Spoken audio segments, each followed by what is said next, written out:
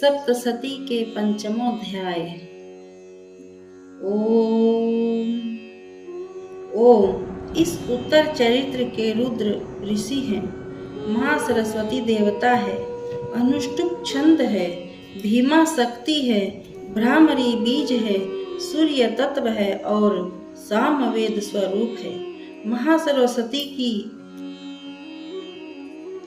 प्रसन्नता के लिए उत्तर चरित्र के पाठ में इसका विनियोग किया जाता है। जो अपने करल कमलों में घंटा, शूल, हल, शंख, मूसल, चक्र, धनुष और बाण धारण करती है। शरद ऋतु के शोभा संपन्न चंद्रमा के समान जिनकी मनोहर कांति है, जो तीनों लोकों की आधारभूता और शुंभ आदि दैत्यों का नाश करने वाली है, तथा गौरी के शरीर से जिनका प्राकट्य हुआ है, उन महासरस्वती देवी का मैं निरंतर भजन करता हूँ। ऋषि कहते हैं, पूर्व काल में शुंभ और निशुंभ नामक असुरों ने अपने बल के घमंड में आकर सचीपति इंद्र के हाथ से तीनों लोकों का राज्य और यज्ञ भाग छीन लिए। वे ही दोनों सूर्य, चंद्रमा, कुबेर, यम और वरुण के अधिकार का भी उपयोग करने लगे। वायु और अग्नि का कार्य भी वे ही करने लगे। उन दोनों ने सब देवताओं को अपमानित, राज्य भ्रष्ट, पराजित तथा अधिकारहीन करके स्वर्ग से निकाल दिया। उन दोनों महान असुरों से तिरस्कृत देवताओं ने अपराजिता देवी का स्मरण किया और सोचा, जगदम्बा ने हम लोगों को वर दिया था कि आपत्ति काल में स्मरण करने पर मैं तुम्हारी सब आपत्तियों का तत्काल नाश कर दूंगी। यह विचार कर देवता गिरिराज हिमालय पर गए और वहां भगवती विष्णु माया की स्तुति करने लगे। देवता बोले, देवी को नमस्कार है, महादेवी शिवा को सर्वदा नमस्कार है, प्रकृति एवं भद्रा को प्रणाम है। हम लोग नियम पूर्वक जगदम्बा को नमस्कार करते हैं। रौद्र को नमस्कार है, नित्या, गौरी एवं धात्री को बारंबार नमस्कार है। ज्योत्स्नामयी चंद्र रूपिणी एवं सुख स्वरूपा देवी को सतत प्रणाम है। शरणागतों का कल्याण करने वाली देवी एवं सिद्धि रूपा देवी को हम बारंबार नमस्कार करते हैं। नेत्रति राक्षसों की लक्ष्मी, राजाओं की लक्ष्मी तथा सवारनी शिव पत्नी स्वरूपा आप जगदम्बा को बारंबार नमस्कार है। दुर्गा, दुर्गपारा, दुर्गम संकट से पार उतारने वाली, सारा सबकी सारभूता, सर्वकारिणी, खयाति, कृष्णा और धूर्मा देवी को सर्वदा नमस्कार है। अत्यंत सौम्य तथा अत्यंत रौद्र रूपा देवी को हम नमस्कार करते हैं। उन्हें हमारा बारंबार प्रणाम है। जगत की आधारभूता कृति देवी को बारंबार नमस्कार है। जो देवी सब प्राणियों में विष्णु माया के नाम से कही जाती है, उनको नमस्कार, उनको नमस्कार, उनको बारंबार नमस्कार है। जो देवी सभी प्राणियों में चेतना कहलाती है, उनको नमस्कार, उनको नमस्कार, उनको बारंबार नमस्कार है। जो देवी सब प्राणियों में बुद्धि रूप से स्थित है, उनको नमस्कार, उनको नमस्कार, उनको बारंबार नमस्कार है। जो देवी सब प्राणियों में निद्रा रूप से स्थित है, उनको नमस्कार, उनको नमस्कार, उनको बारंबार नमस्कार है। जो देवी सब प्राणियों में क्षुधा रूप से स्थित है, उनको नमस्कार, उनको नमस्कार, उनको बारंबार नमस्कार है। जो देवी सब प्राणियों में छाया रूप से स्थित है, उनको नमस्कार, उनको नमस्कार, उनको बारंबार नमस्कार है। जो देवी सब प्राणियों में शक्ति रूप से स्थित है, उनको नमस्कार, उनको नमस्कार, उनको बारंबार नमस्कार है। जो देवी सब प्राणियों में तृष्णा रूप से स्थित है, उनको नमस्कार, उनको नमस्कार, उनको बारंबार नमस्कार है। जो देवी सब प्राणियों में शांति क्षमा रूप से स्थित है, उनको नमस्कार, उनको नमस्कार, उनको बारंबार नमस्कार है। जो देवी सब प्राणियों में जाति रूप से स्थित है, उनको नमस्कार, उनको नमस्कार, उनको बारंबार नमस्कार है। जो देवी सब प्राणियों में लज्जा रूप में स्थित है, उनको नमस्कार, उनको नमस्कार, उनको बारंबार नमस्कार है। जो देवी सब प्राणियों में शांति रूप से स्थित है, उनको नमस्कार, उनको नमस्कार, उनको बारंबार नमस्कार है।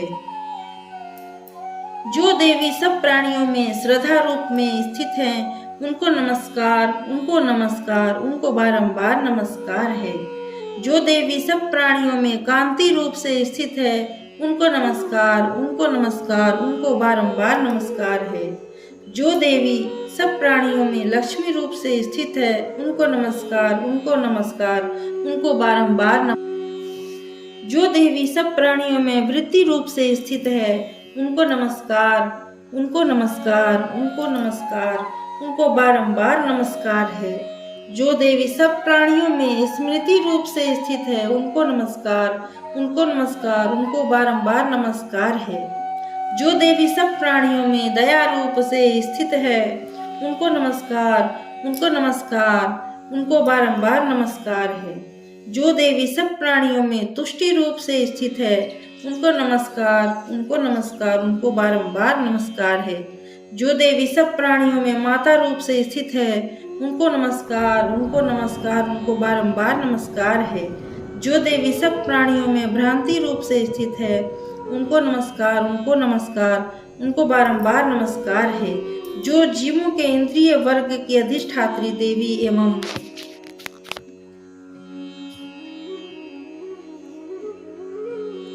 सब प्राणियों में सदा व्याप्त रहने वाली है, उन व्याप्ति देवी को बारंबार नमस्कार है। जो देवी चैतन्य रूप से संपूर्ण जगत को व्याप्त करके स्थित है, उनको नमस्कार, उनको नमस्कार, उनको बारंबार नमस्कार है। पूर्व काल में अपने अभिष्ट की प्राप्ति होने से देवताओं ने जिनकी स्तुति की तथा देवराज इंद्र ने बहुत दिनों तक जिनका सेवन किया, वह कल्याण की साधन भूता ईश्वरी हमारा कल्याण और मंगल करे तथा सारी आपत्तियों का नाश कर डाले। उद्दंड दैत्यों से सताए हुए हम सभी देवता जिन परमेश्वरी को इस समय नमस्कार करते हैं तथा जो भक्ति से विनम्र पुरुषों द्वारा स्मरण की जाने पर तत्काल ही संपूर्ण विपत्तियों का नाश करती है, वे जगदम्बा हमारा संकट दूर करे। ऋषि कहते हैं, राजन, इस प्रकार जब देवता स्तुति कर रहे थे, उस समय पार्वती देवी गंगा जी के जल में स्नान करने के लिए वहां आई। उन सुंदर भौहों वाली भगवती ने देवताओं से पूछा, आप लोग यहाँ किसकी स्तुति करते हैं? तब उन्हीं के शरीर कोश से प्रकट हुई शिवा देवी बोली, शुंभ दैत्य से तिरस्कृत और युद्ध में निशुंभ से पराजित हो यहाँ एकत्रित हुए हैं। ये समस्त देवता यह मेरी ही स्तुति कर रहे हैं। पार्वती जी के शरीर कोश से अंबिका का प्रादुर्भाव हुआ था, इसलिए वे समस्त लोकों में कौशिकी कही जाती हैं। कौशिकी के प्रकट होने के बाद पार्वती देवी का शरीर काले रंग का हो गया, अतः वे हिमालय पर रहने वाली कालिका देवी के नाम से विख्यात हुई। तदंतर शुंभ निशुंभ के भृत्य चंडमुंड वहां आए और उन्होंने परम मनोहर रूप धारण करने वाली अंबिका देवी को देखा। फिर वे शुंभ के पास जाकर बोले, महाराज, एक अत्यंत मनोहर स्त्री है जो अपनी दिव्य कांति से हिमालय को प्रकाशित कर रही है। वैसा उत्तम रूप कहीं किसी ने कभी देखा नहीं होगा। असुरेश्वर, पता लगाइए वह देवी कौन है और उसे ले लीजिए। स्त्रियों में तो वह रत्न है। उसका प्रत्येक अंग बहुत ही सुंदर है तथा वह अपने श्री अंगों की प्रभा से संपूर्ण दिशाओं में प्रकाश फैला रही है। दैत्यराज, अभी वह हिमालय पर ही मौजूद है, आप उसे देख सकते हैं। प्रभु, तीनों लोकों में मणि, हाथी और घोड़े आदि जितने भी रत्न हैं, वे सब इस समय आपके घर में शोभा पाते हैं। हाथियों में रत्नभूत ऐरावत, यह पारिजात का वृक्ष और यह उच्च सरवा घोड़ा, ये सब आपने इंद्र से ले लिया है। हंसों से जुता हुआ यह विमान भी आपके आंगन में शोभा पाता है। यह रत्नभूत अद्भुत विमान जो पहले ब्रह्मा जी के पास था, अब आपके यहाँ लाया गया है। यह माँ पद्म नामक निधि आप कुबेर से छीन लाए हैं। समुद्र ने भी आपको कुंजलिकनी नाम की माला भेंट की है, जो केसरों से सुशोभित और जिसके कमल कभी कुम्हलाते नहीं हैं। स्वर्ण की वर्षा करने वाला वरुण का छत्र भी आपके घर में शोभा पाता है तथा यह श्रेष्ठ रथ जो पहले प्रजापति के अधिकारों में था, अब आपके पास मौजूद है।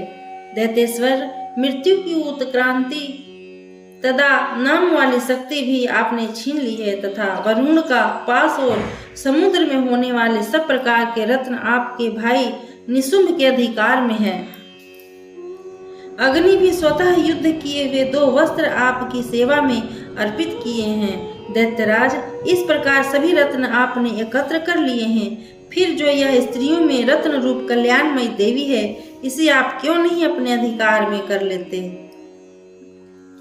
ऋषि कहते हैं, चंड मुंड का यह वचन सुनकर शुंभ ने महादैत्य सुग्रीव को दूत बनाकर देवी के पास भेजा और कहा, तुम मेरी आज्ञा से उसके सामने ये बातें कहना और ऐसा उपाय करना जिसे प्रसन्न होकर वह शीघ्र ही यहाँ आ जाए। वह दूत पर्वत के अत्यंत रमणीय प्रदेश में जहाँ देवी मौजूद थी गया और मधुर वाणी में कोमल वचन बोला। दूत बोला, देवी, दैत्यराज शुंभ इस समय तीनों लोकों के परमेश्वर हैं। मैं उन्हीं का भेजा हुआ दूत हूँ और यहाँ तुम्हारे ही पास आया हूँ। उनकी आज्ञा सदा सब देवता एक स्वर से मानते हैं, कोई उसका उल्लंघन नहीं कर सकता। वे संपूर्ण देवताओं को परास्त कर चुके हैं। उन्होंने तुम्हारे लिए जो संदेश दिया है उसे सुनो। संपूर्ण त्रिलोकी मेरे अधिकार में है, देवता भी मेरी आज्ञा के अधीन चलते हैं। संपूर्ण यज्ञों के भागों को मैं ही पृथक पृथक भोगता हूँ। तीनों लोकों में जितने श्रेष्ठ रत्न हैं, वे सब मेरे अधिकारों में हैं। देवराज इंद्र का वाहन ऐरावत, जो हाथियों में रत्न के समान है, मैंने छीन लिया है।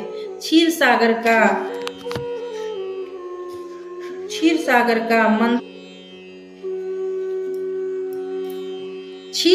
का मंथन करने से जो उच्च सर्वा अश्वरत्न प्रकट हुआ था, उसे देवताओं ने मेरे पैरों पर पड़कर समर्पित किया है। सुंदरी, उनके सिवा और भी जितने रत्नभूत पदार्थ देवताओं, गंधर्वों और नागों के पास थे, वे सब मेरे ही पास आ गए हैं। देवी, हम लोग तुम्हें संसार की स्त्रियों में रत्न मानते हैं, अतः तुम हमारे पास आ जाओ, क्योंकि रत्नों का उपभोग करने वाला हम ही हैं। चंचल कटाक्षों वाली सुंदरी, तुम मेरी या मेरे भाई महापराक्रमी निशुंभ की सेवा में आ जाओ, क्योंकि तुम रत्न स्वरूपा हो। मेरा वरण करने से तुम्हें तुलना रहित महान ऐश्वर्य की प्राप्ति होगी। अपनी बुद्धि से विचार कर तुम मेरी पत्नी बन जाओ। ऋषि कहते हैं, दूत के यों कहने पर कल्याणमयी भगवती दुर्गा देवी, जो इस जगत को धारण करती है, मन ही मन गंभीर भाव से मुस्कुराई और इस प्रकार बोली। देवी ने कहा, दूत, तुमने सत्य कहा है, इसमें तनिक भी मिथ्या नहीं है। तुम शुंभ तीनों लोकों का स्वामी है और निशुंभ भी उसी के समान पराक्रमी है, किंतु इस विषय में मैंने जो प्रतिज्ञा कर ली है उसे मिथ्या कैसे करूं? मैंने अपनी अल्प बुद्धि के कारण पहले से जो प्रतिज्ञा कर रखी है उसे सुनो। जो मुझे महासंग्राम में जीत लेगा, जो मेरे अभिमान को चूर्ण कर देगा तथा संसार में जो मेरे समान बलवान होगा वही मेरा स्वामी होगा। इसलिए शुंभ अथवा महादैत्य निशुंभ स्वयं ही यहाँ पधारे और मुझे जीतकर शीघ्र ही मेरा पानी ग्रहण कर ले। इसमें विलंब की क्या आवश्यकता है। दूत बोला, देवी तुम घमंड में भरी हो, मेरे सामने ऐसी बातें न करो। देवी तीनों लोकों में कौन ऐसा पुरुष है जो शुंभ निशुंभ के सामने खड़ा हो सके। अन्य दैत्यों के सामने भी सारे देवता युद्ध में नहीं ठहर सकते, फिर तुम अकेली स्त्री होकर कैसे ठहर सकती हो। जिन शुंभ आदि दैत्यों के सामने इंद्र आदि सब देवता भी युद्ध में खड़े नहीं हुए, उनके सामने तुम स्त्री होकर कैसे जाओगी। इसलिए तुम मेरे ही कहने से शुंभ निशुंभ के पास चली चलो। ऐसा करने से तुम्हारे गौरव की रक्षा होगी, अन्यथा जब वे केस पकड़कर घसीटेंगे तब तुम्हें अपनी प्रतिष्ठा खोकर जाना पड़ेगा। देवी ने कहा, तुम्हारा कहना ठीक है, शुंभ बलवान है और निशुंभ भी बड़े पराक्रमी है, किंतु क्या करूं, मैंने पहले बिना सोचे समझे प्रतिज्ञा कर ली है। अतः अब तुम जाओ, मैंने तुमसे जो कुछ कहा है वह सब दैत्यराज से आदर पूर्वक कहना, फिर वे जो उचित जान पड़े करे। इस प्रकार श्री मार्कंडेय पुराण में सार्वजनिक मनवंतर की कथा के अंतर्गत देवी महात्म्य में देवी दूत संवाद नामक 5वां अध्याय पूरा हुआ। ओम।